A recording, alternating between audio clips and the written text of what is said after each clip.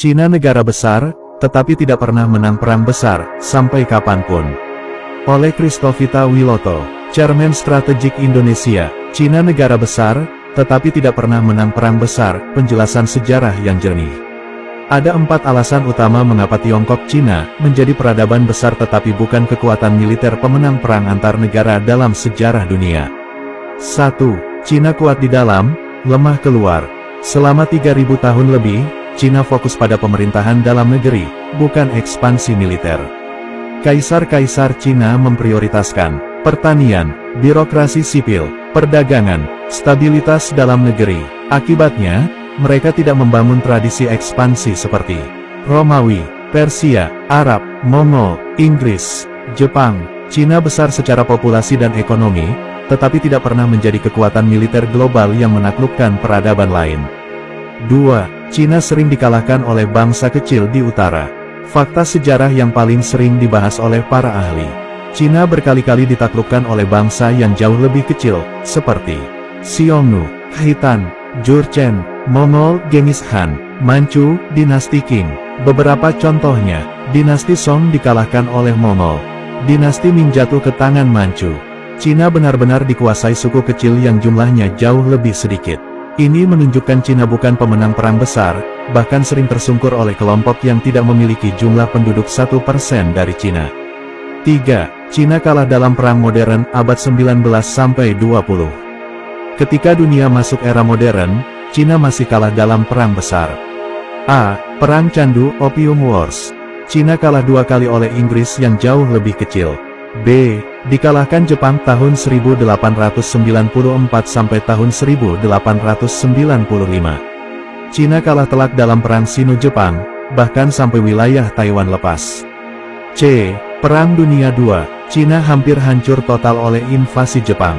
Perlawanan Cina hanya bertahan berkat bantuan Amerika Serikat, bantuan Uni Soviet. Tanpa AS dan USSR, Cina tidak bisa menahan Jepang.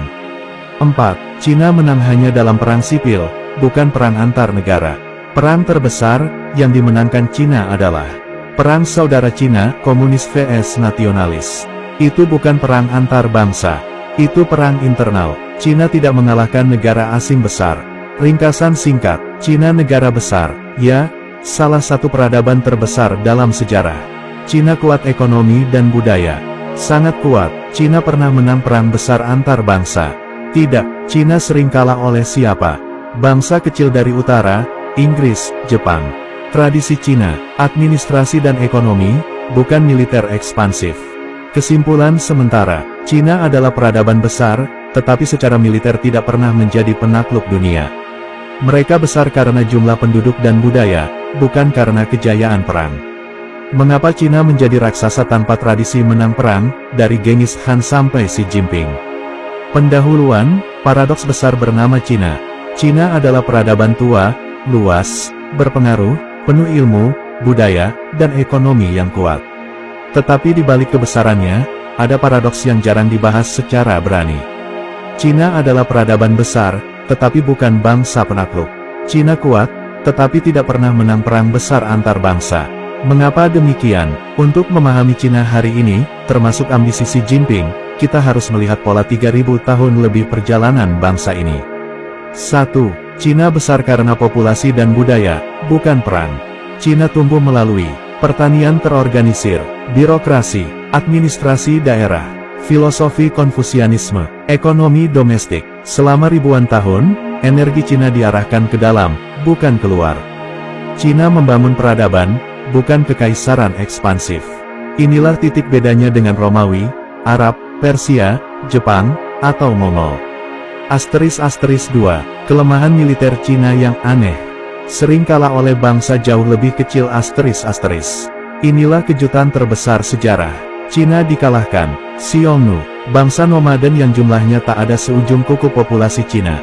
Cina dikalahkan Khitan dan Jurchen. Hingga dinasti Song terbelah dan menjadi lemah. Cina ditaklukkan Mongol, Genghis Khan. Mongol jumlahnya kurang dari 1% populasi Cina, tetapi menguasai seluruh negeri. Cina jatuh ke tangan Manchu, suku kecil dari utara, yang akhirnya membentuk dinasti Qing. Ini menunjukkan, Cina kuat secara sipil, tetapi lemah dalam perang mobilitas, strategi, dan inovasi militer. 3. Abad modern, kekalahan paling memalukan. Masuk abad ke-19 dan 20, Cina kembali kalah telak. A. Perang Candu Opium Wars.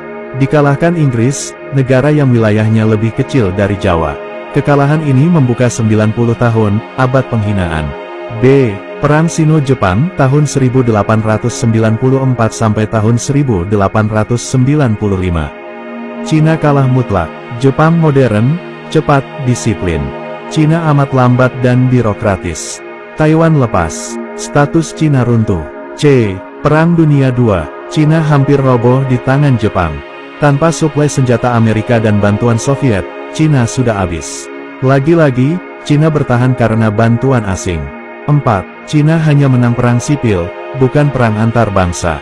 Satu kemenangan besar Cina modern adalah Perang Saudara, Komunis vs Nasionalis. Menang, tetapi, itu perang internal, bukan kemenangan atas negara asing. 5. Perbandingan pendek yang mengagetkan, Cina vs Romawi. Romawi menaklukkan seluruh Mediterania, Cina hanya menguasai dirinya sendiri. Cina vs Mongol. Mongol menguasai Asia, Timur Tengah, dan Eropa Timur. Cina justru ditaklukkan Mongol. Cina vs Jepang. Jepang berkeliling dunia, membangun Imperium Asia Timur. Cina kalah perang dan kehilangan wilayah. Kesimpulan keras namun jujur, Cina adalah raksasa budaya, bukan raksasa militer. 6. Xi Jinping, mimpi menjadi negara penakluk pertama dalam sejarah Cina. Masuk abad ke-21, Xi Jinping ingin membalik sejarah dan mencoba sesuatu yang Cina tidak pernah sukses lakukan. 1. Menguasai Laut Cina Selatan. Wilayah bukan miliknya, tapi diklaim penuh. 2. Menekan Taiwan agar bersatu. Ini bukan reunifikasi damai, ini target militer. 3. Membangun angkatan laut terbesar dunia. Cina kini punya lebih banyak kapal daripada Amerika, jumlah, bukan kualitas. 4. Mewujudkan proyek geopolitik Belt and Road. Mengikat dunia agar tergantung pada Cina. Xi sedang mencoba memaksa sejarah Cina keluar dari pakemnya. Dari peradaban domestik ke imperium global. Namun sejarah belum tentu memihaknya. 7. Skenario Perang Cina vs Amerika, ringkas dan realistis. Skenario 1, Perang Taiwan. Paling mungkin, paling cepat. Amerika akan terlibat, Jepang terlibat, Australia besar kemungkinan ikut. Risiko ke Cina, blokade ekonomi, keruntuhan ekspor, suplai energi terputus, runtuhnya legitimasi Partai Komunis. Cina bisa hancur tanpa Amerika harus mendaratkan pasukan. Skenario 2, konflik Laut Cina Selatan. Filipina diserang Amerika wajib membela karena perjanjian militer. Ini membuka medan perang laut yang luas. Cina tidak punya pengalaman perang laut modern, Amerika punya 70 tahun. Skenario 3, perang ekonomi total. Bahkan tanpa tembak-menembak, Cina bisa lumpuh jika akses semikonduktor dihentikan, jalur ekspor dihambat, pasar global menutup diri, negara-negara produsen bahan baku memilih AS. Ekonomi Cina berbasis ekspor dan energi impor, 2 Achilles heel. 8. Kesimpulan keras yang jujur, Cina adalah bangsa besar, peradaban tua, ekonomi kuat, teknologi cepat, tetapi secara sejarah, Cina tidak punya rekam jejak menang perang antar bangsa. Cina sering kalah oleh negara kecil. Cina besar karena populasi, bukan kekuatan militer. Mengapa Cina kelihatannya hebat hari ini, tetapi sebenarnya rapuh, dan kenapa bila ia berperang sekarang, Cina sangat mungkin kau dalam waktu singkat. Ini penjelasan paling lengkap dan paling jujur tentang Cina hari ini. 1. Cina gembar-gembor kekuatan karena mereka sedang panik, bukan karena mereka kuat. Banyak negara mengira Cina sedang bersinar, padahal kenyataan di dalam negeri, ekonominya sedang runtuh pelan-pelan, properti anjlok, pengangguran anak muda sangat tinggi, perusahaan asing hengkang, utang daerah meledak, populasi menyusut dan menua. Ini bencana nasional bagi negara yang bergantung pada tenaga kerja murah. Teknologi penting masih dikunci oleh Barat, terutama chip semikonduktor tingkat tinggi. Tidak punya chip sama dengan tidak punya kekuatan perang canggih. Jadi Cina gembar-gembor bukan karena kuat, tetapi karena perlu menutupi krisis internal. 2. Cina kelihatan hebat, tetapi belum pernah menguji militernya. Militer Cina, banyak kapal, banyak tentara, banyak roket, tapi tidak punya pengalaman perang sungguhan sejak 1979. Sementara Amerika punya 70 tahun pengalaman perang terus-menerus. Militer tanpa pengalaman artinya hanya di atas kertas. 3. Cina hanya menang di propaganda, bukan di medan perang. Cina sangat kuat dalam video propaganda, pamer pesawat, pamer kapal, ancaman-ancaman, intimidasi negara kecil. Itu semua gertak sambal untuk menutupi kenyataan. Cina tidak berani benar-benar berperang. Mereka hanya menggertak Filipina, Vietnam, atau kapal nelayan. Kalau berhadapan dengan Amerika, Jepang, atau Australia. Tamat. 4. Mengapa Cina bakal dalam waktu singkat jika berperang? Ada 4 alasan utama. A. Jalur impor energi Cina bisa dipotong dalam 7-10 hari.